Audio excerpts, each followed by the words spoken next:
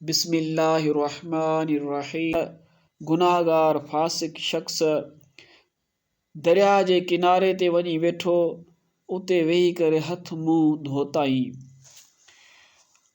उन जी निगाह हेठि जे तरफ़ क़रीब ई वेझो जेॾांहुं पाणी वही रहियो हुयो, उन जे ॾांहुं हेठि क़रीब ई उन जी नज़र हज़रत सैयदना इमाम अहमद बिन हम्बल रदियल्लाहु ताला अन्हु ते पई, जो इमाम अहमद बिन हम्बल रहमतुल्लाह ताला अलैहि वज़ू फरमाए रहिया हुया। उन शख़्स गुनाहगार दिल में चयो, आऊं गुनाहगार आहियां, गुनाहनि मां सॼो भरियल आहियां, गुनाह आलूदा आहियां, ऐं ही पाणी मुंहिंजे हथनि पेरनि खे लॻी करे छुहे करे उहो हिकु नेक परहेज़गार शख़्स जी तरफ़ वञी रहियो आहे, ऐं उहो शख़्स तमामु सुठो नेकोकार इंसानु आहे। इहा सुठी ॻाल्हि नाहे जो ही मुंहिंजे गुनाहगार हथनि खे लॻल पाणी उन नेक इंसान ॾांहुं वञे। लिहाज़ा इहो उहो सोची करे उतां खां उहो हेठि जे तरफ़ अची वेठो। इमाम अहमद बिन हम्बल रदियल्लाहु ताला अन्हु जितां पंहिंजा हथ पेर धोई रहियो हुयो, वज़ू करे रहियो हुयो,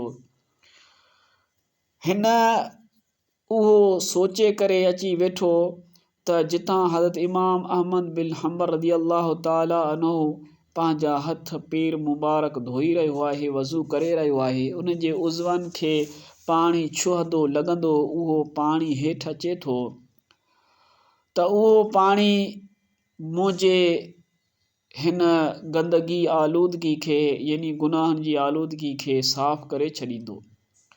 इहो सोचे करे उहो हेठि जे तरफ़ वेही करे उन पाणी खे इस्तेमालु कयो।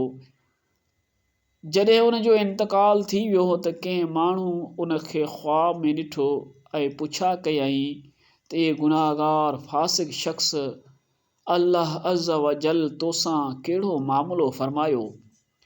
अर्ज़ करणु लॻो, आउं त ॾाढो गुनाहगार ऐं सियाहकार शख़्स हुयसि।